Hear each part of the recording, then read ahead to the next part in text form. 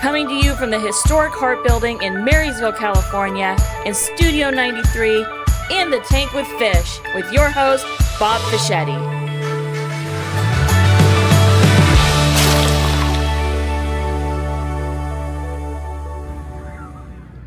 Wednesday, April 15th, 93Q went to the Yuba County Be Prepared Fair, which was located at the Foothill Lions Club in Loma, Rica. The event brought together emergency responders to give residents the opportunity to discuss safety and prevention for the upcoming fire season. Folks were allowed to tour emergency vehicles, including the Reach helicopter. And they had the opportunity to meet first responders and experts, and collect free preparedness items, including a starter-go bag.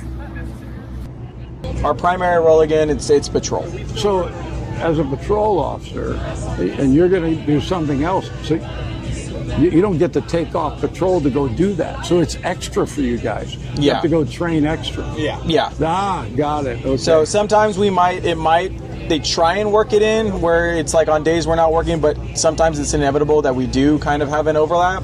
But patrol is what comes first. So you're a firearms instructor. Yeah. So how many different firearms do you guys use? So everyone is issued a Glock. Yeah. That's what we get issued, but all of us as any personnel can carry their own personal firearm if they so choose to, as long as they can qualify with it. So you can use whatever handgun you'd like. We just issue you a Glock. And then everyone is issued rifles for patrol as well. Well, we appreciate you guys. You great job. Absolutely. Law enforcement's important. I just had I had Katie on this morning with Rosa. Okay. I'm gonna miss it, man. I thought she's gonna see this and go, you couldn't remember my last name? Yeah. Leon. Yeah. Oh, yeah. Rosa Leon. Yeah. So they came on. So once a month we get the sheriff's department on and do the interviews. I'm surprised I haven't had you guys, but see, now that I met you, I might make it. Well, we can always give you our team leader contact, and he'll be happy to give an interview for you. Hey guys, thanks for doing this. No man. worries. Thank you. Appreciate it. Thanks for what you do. Absolutely. Bye. Thank you. I feel safer already.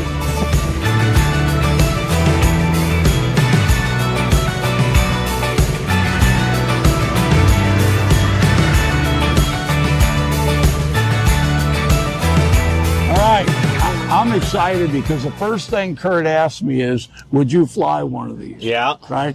I was military police. Okay. The only time we ever got one of these was to take us somewhere. Take you somewhere, drop you off to go do something. That's right. It. That's right. It was never, oh, hey, it's a Let's joy go have ride. some fun, right? And that's kind of what we do. We don't really go for fun ride. This is a good fun ride, right? We come out here to these events, and it's a fun time. But other than that, it's always business, right? It's always business. How did you get into this, right? So did you grow up here? I grew up over in the Sonoma County area, Santa Rosa, California. I grew up, born and raised over there. Went into the military right out of high school, and I guess I was maybe smart enough. I had my GT score was high enough, so I got into aviation. I was a Black Hawk mechanic back in the 90s. So I spent 6 years in the Army on Blackhawks, doing maintenance, crew chief. So I flew with the pilot sitting in the back. We were door gunners as well, so we had the M60 back then that we were having fun with and having a good time with, right? So, I was 18, 20, 24. I got out when I was 24, right? It was the life. It was a life, right? It was great. So, but military life on my end, I didn't feel like I would be able to raise a family. It's just hard. And this is all before 9/11. So I got out in 2000, and then everything went different that way, right? So it got really hard for those guys. But so I got out, spent a couple years back home. I got married, and then I ended up just wanting to be back in aviation. So I looked up. Did you always want to fly them? I did. Since you worked on them, I could do this. That was my goal. When I first went in at 18, getting recruited in, that was kind of what I wanted to do, was become a pilot. But then I would have had to re-up for 6 more years. And it just gets. Yeah. So I got out for a couple of years, like I said, and then just the pull was still there. So I started flying in the civilian world in 2002 is when I started to get my licenses. I got through all my licenses professionally at 2004, so I've been flying professionally since 2004.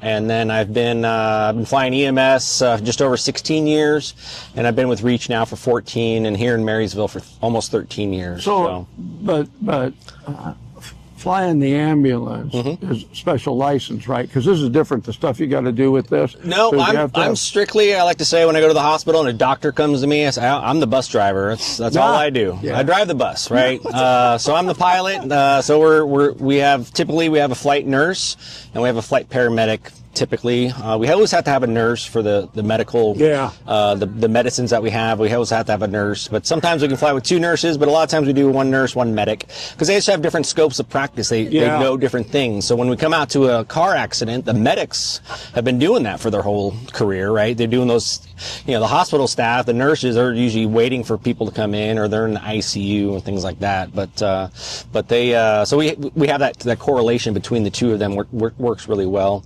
So I don't do anything medically. I don't need any. I have no medical license. I have nothing. I'm strictly in the pilot. I get from point A to point B. Unless it breaks down, then you can fix it. I cannot. See, that's another aspect. We have even though you were trained. I never got my civilian license. I don't have an AMP coming out of the military, so I don't have my AMP license. You're like Marcus, no wrenches. That's right. No wrenches for me. And I can. Like if I see a screw that's undone, I'm supposed to call my mechanic. He's got to come and screw it back on, So it's strictly, it's all separated. So is there frequent maintenance with helicopters? I've heard that they more than just like a fixed wing or something. Yeah. There's a lot to these. There's a lot of moving parts. A lot of moving parts. We do inspections. So we have approximately every 25 to hours we've got something small, and then every 50 hours we do a different section of the aircraft. And I think we run. I think they run through about 20 different sections in about, so every 50 hours or whatever that breaks down to, I guess about 500 hours or so maybe, they'll have inspected everything really close, and then we just start that process over again, But typically they're a very good aircraft. This is made by Airbus. It used to be Eurocopter, so this is an H-135. It's Airbus now, but they're pretty robust. They're very just like a car. When it's well maintained, it'll keep flying for you. So and it looks to me like it's small enough that if you had to get into a tight place to pick somebody up, there's greater potential of you being able to do that. Yeah, right? We like 100 foot by 100 foot LZ, we call them, landing zone. Yeah. So 100 feet, right? So I mean, this is probably 120, 130 feet across. So this is obviously much deeper this way. So this is plenty of space to come into. But there are some tight spots that we go into. We also do it at night. We have night vision goggles, so that can get a little bit more intense. You got the big. Not these power lines, but the next set down over here. Very big power lines, got to be careful of those and things like that. But we always talk to the fire department that's on the ground for us, and we do training with them. They give us an LZ coordinating, tell us where obstacles are, things like that. And so we're talking to them on the radio to give us a kind of idea of what we're flying into, which helps out. Do you fly every day, or how does it work in terms of, because I realize you have a shift that possibly if nothing happens, then possibly nothing happens. Then you're not flying. Correct. We're kind of like a fire station or even like an ambulance service, right? So we're just on call. Pilots do 12-hour shifts because the FAA requires us not to be able to fly past 14 hours, right? We don't want to be flying tired. So we do 12-hour shifts. So I do 8:30 in the morning to 8:30 at night, and then my night guy comes in at 8:30 at night, and he does the night half that day. And then pilots do 7 on, 7 off. So I do 7 in a row, and then I'm off for a week. So I can't complain with that. No. If weather's clear, like it has been, last couple days, we're trying to get off the ground within 8 minutes. That's kind of our goal. So that was going to be my next question, and that is. So do you have to live within a certain distance? We do. We are literally 30 feet from the helicopter at our base. We have a building on the airport. We have bedrooms. We have a living room, office, kitchen, workout space, all that good stuff, right? And so the three of us are in there on call. When the radios go off, we're on the go. We're ready to go. As long as the weather's clear. If the weather's bad, we take a look at the weather and then we decide whether or not we can fly through the rainstorm or the fog, whatever it might be. But so that takes a little extra time. But on a clear day, we should be off the ground within 10 minutes of that call. It takes us 2 minutes. We have a risk assessment that we fill out and we submit to somebody, and they kind of check us, make sure we're not just jumping out there on a whim, So we have a checks and balance kind of a thing nowadays. So that helps us to stay safe. And so so we'll submit that real quick. There's a gentleman, I want to say they're in Texas. It's part of our company. We're nationwide. So there's some guys there that are checking us. They agree with us. They say go ahead, and then we're out the door. So. But yeah, we try to get off the ground in about 8 minutes if we can. So I have to ask this, right? Yes, sir. So you wanted to do this. You wanted to fly a helicopter. I did, yeah. Yep. Then you had the opportunity. Now, most of the time, if you're flying, it's not going to necessarily be a good situation. Correct, right? correct. But tell me you've never lost the thrill.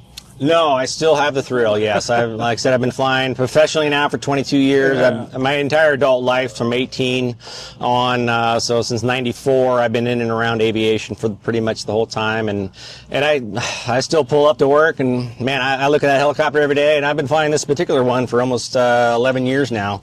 And so she's my girl. She's Bertha. We call her Bertha. I was just going to ask you, did you name it? We call her Bertha. In the summertime, she, she has a little struggle when it's really hot. She doesn't like the hot, So hot and heavy, she doesn't like. But we get the job done, and we do it safely. We get home every night is the goal, obviously. So. Well, man, I appreciate what you do, Marcus. Of course. For I taking appreciate the time your time. to talk with yes, us. you guys have a good evening. I somehow knew that you love doing this. Yes. I do. I love it every day. So. Well, I hope you never have to come get me. And that's what we hope as well. We hope that as well. All right, thanks a lot. You're very welcome, guys. Have a good night. More information on how to be prepared for an emergency in Yuba County can be found at bepreparedyuba.org.